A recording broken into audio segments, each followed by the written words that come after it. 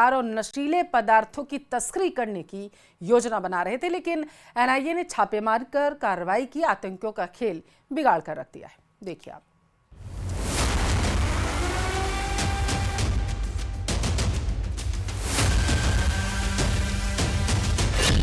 कश्मीर में ड्रोन वाली साजिश नाकाम।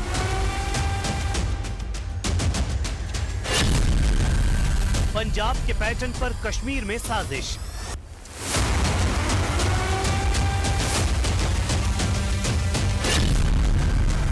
एनआईए ने बिगाड़ा आतंकवादियों का खेल।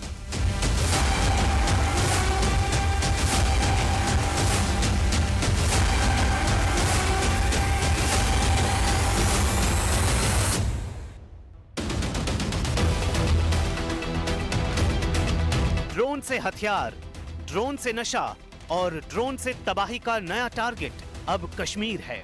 नेशनल इन्वेस्टिगेशन एजेंसी की छापेमारी में जो खुलासा हुआ है वो हैरान करने वाला है। पंजाब के बाद अब पाकिस्तान की नापाक साजिश का नया अड्डा बन चुका है कश्मीर।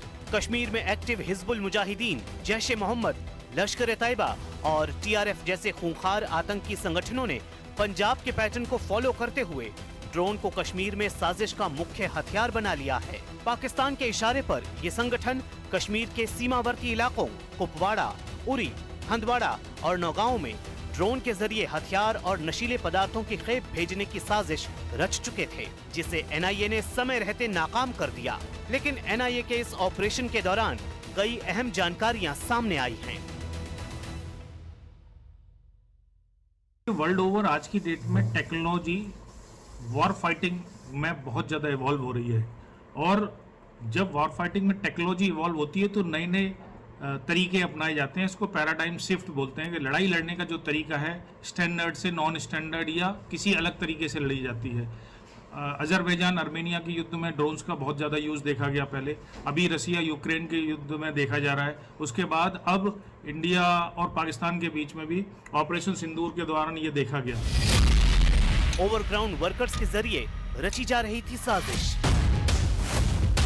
न्यूज 18 इंडिया को मिली एक्सक्लूसिव जानकारी के मुताबिक पहलगाम आतंकी हमले के बाद एनआईए ने 100 से ज्यादा ओवरग्राउंड वर्कर्स की पहचान की थी, जिन पर नजर रखकर उनका डेटा इकट्ठा किया गया। एनआईए की ताजा छापेमारी में ये सामने आया है कि पाकिस्तान ड्रोन के जरिए हथियार, बारूद, कारतूस, नशीले पदार्थ और डिजिटल उपकरण भारत की सीमा में दाखिल करवाना चाहता था, जिसमें इन ओवरग्राउंड वर्कर्स की अहम भूमिका तय की गई थी। इन ओवरग्राउंड वर्कर्स के जरिए ही हथियार और नशीले पदार्थों की खेप कश्मीर के अंदरूनी हिस्सों में ले जाई जानी थी। पहलगाम आतंकी हमले के बाद जांच एजेंसियों के सामने पाकिस्तान की कश्मीर ड्रोन साजिश का जो ये खुलासा हुआ है, उसको लेकर सब लोग सतर्क हैं। वजह बिल्कुल साफ है, क्योंकि जमीन पर पाकिस्तानी आतंकवादी कश्मीर में बिल्कुल साफ हो चुके हैं। लिहाजा अब नजर ओवरग्राउंड वर्करों पर है, जिसका नेटवर्क तैयार करने की पाकिस्तान की तरफ से पूरी कोशिश की जा रही है। न्यूज 18 इंडिया के पास पाकिस्तान के कश्मीर को तबाह करने के ड्रोन के रूट के बारे में वो एक्सक्लूसिव जानकारी है जो जांच एजेंसियों को ओवरग्राउंड वर्कर्स से पूछताछ में हासिल हुई है। पाकिस्तान के प्लान के मुताबिक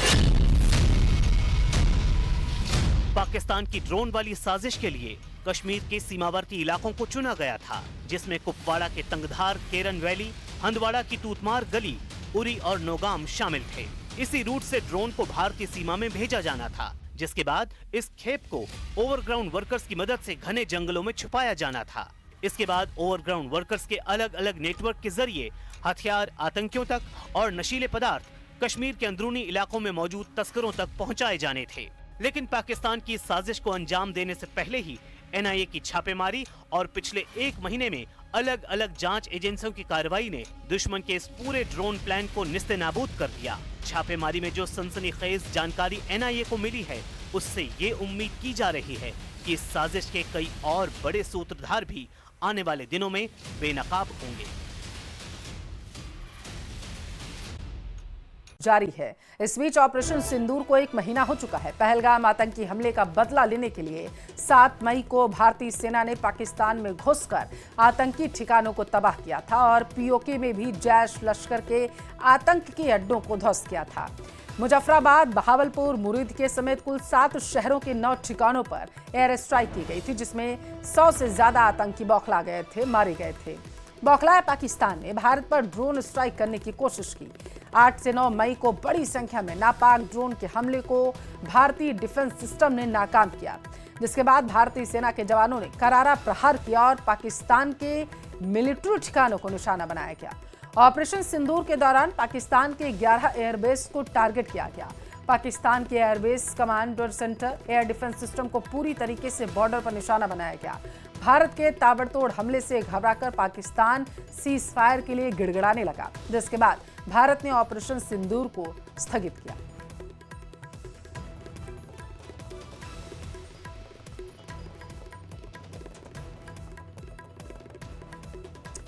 उदयपुर में ऑपरेशन सिंदूर की सफलता को मनाने के लिए फतेहसागर झील पर एक पतंग महोत्सव आयोजित किया गया।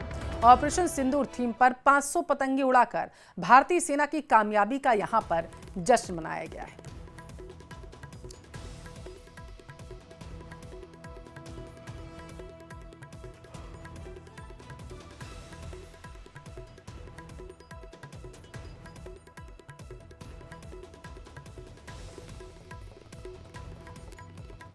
सभी पतंगों पे ऑपरेशन सिंदूर लिखा हुआ है। ये देख के बहुत अच्छा लगा कि ऑपरेशन सिंदूर को इतना स्पेशल बनाया गया है ना, कि ये देख के बहुत अच्छा लगा। उसके जो महिलाओं का सिंदूर उजड़ा था पहलगाम में, जो आतंकवादी हमला हुआ था, उसको डेडिकेट किया गया है सर। इस ऑपरेशन को सिंदूर नाम देके सर ने बहुत अच्छा काम किया है, मोदी जी ने।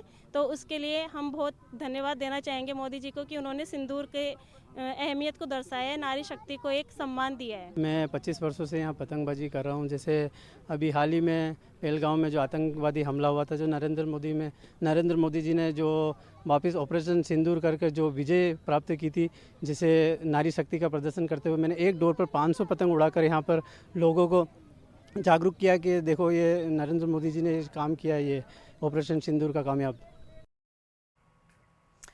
33 देशों में आतंकवाद परस्त पाकिस्तान को एक्सपोज करने के लिए बाद भारत के 7 ऑल पार्टी डेलीगेशंस लौट आए हैं। दुनिया भर में भारत ने किस तरह अपनी बात रखी, क्या सबूत पेश किए गए, एक कांग्रेस सांसद शशि थरूर ने अपने पत्रकार बेटे के सवाल के जवाब में बताया।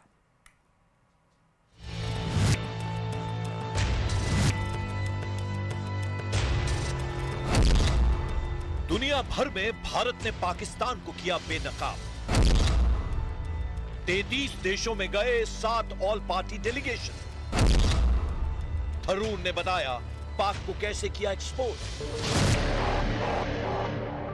पाकिस्तान को वैश्विक मंच पर बेनकाब करने के लिए भारत के 7 ऑल पार्टी डेलीगेशंस ने 33 देशों का दौरा किया और पाकिस्तान का सच सबके सामने रख दिया। अमेरिका में एक कार्यक्रम के दौरान कांग्रेस सांसद शशि थरूर के बेटे ने उनसे पाकिस्तान को लेकर तीखे सवाल पूछे, जिसके जवाब में थरूर ने बताया कि कैसे भारतीय डेलीगेशन पाकिस्तान की हकीकत दुनिया के सामने रखी है। I'm curious though, on this tour you've been on, various countries in the Western Hemisphere, have any of your government interlocutors asked you to show evidence of Pakistan's culpability in the initial attack? And what do you say to the repeated Pakistani denials of having any hand in the initial attack? Okay, well, I'm very glad you raised this, Ishant. I didn't plant it, I promise you. This guy does this to his dad. Very simply, no one had any doubt, and we were not asked for evidence. But media have asked, and so you are speaking for your tribe in that in 2 or 3 places, media asked this question. Tharoor ने बताया कैसे खोली पाकिस्तान की पोल। शशि थरूर ने बेटे के सवाल के जवाब में यह बताया कि कैसे भारतीय डेलीगेशंस दुनिया के सामने पाकिस्तान की पोल खोली। शशि थरूर ने अपने जवाब में साफ कहा, किसी भी देश ने भारत से कोई सबूत नहीं मांगा, मीडिया ने जरूर सवाल उठाए। भारत ने पूरी तरह से पुख्ता प्रमाण के बाद ही कूटनीतिक कार्रवाई शुरू की। हमले के तुरंत बाद ही द रेजिस्टेंस फ्रंट ने जिम्मेदारी ली थी, जो लश्कर से जुड़ा संगठन है। हमला करने वाले आतंकियों के जनाजे में पाकिस्तानी सेना के लोगों की मौजूदगी खुद एक बड़ा सबूत है। पाकिस्तान लगातार आतंकियों को संरक्षण देता आया है, चाहे वो ओसामा बिन लादेन का एबटाबाद में मिलना हो या 26/11 हमलों से जुड़े आतंकियों का पाकिस्तान से संबंध। भारत के पास पर्याप्त सबूत हैं और हमने उन्हें सही मंचों पर रखा है। भारतीय डेलीगेशंस ने एक स्वर में रखी बात, पाकिस्तान का सच दुनिया के सामने रखा। 33 देशों में भारतीय प्रतिनिधिमंडल ने आतंक के सबूत तो पेश किए, साथ ही साथ भारत में राजनीतिक दलों की एकता ने दुनिया को यह भी दिखाया कि देश की सुरक्षा सबसे ऊपर है। राष्ट्रीय स्वयंसेवक संघ के प्रमुख मोहन भागवत ने भी ऑल पार्टी डेलीगेशन की एकजुटता की तारीफ की। हमारे पूरे राजनयिक वर्ग में, सब दलों के राजनयिकों में चिर प्रतीक्षित एक सूझबूझ और आपसी सहयोग, देश के हित में सारे मतभेद भूलकर, इसको भी हम देख रहे हैं। और संपूर्ण समाज ने अपनी एकता का एक बहुत बड़ा दृश्य खड़ा किया है।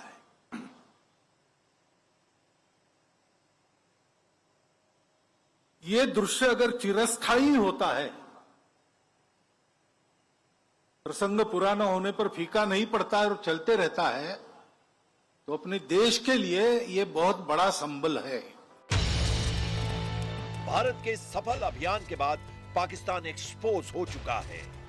भारत ने यह साफ कर दिया है कि आतंकवादियों को खुला सपोर्ट देकर दुनिया भर में बदनाम हुआ पाकिस्तान अगर अब भी नहीं सुधरा तो नतीजे ऑपरेशन सिंदूर से भी ज्यादा बड़े होंगे।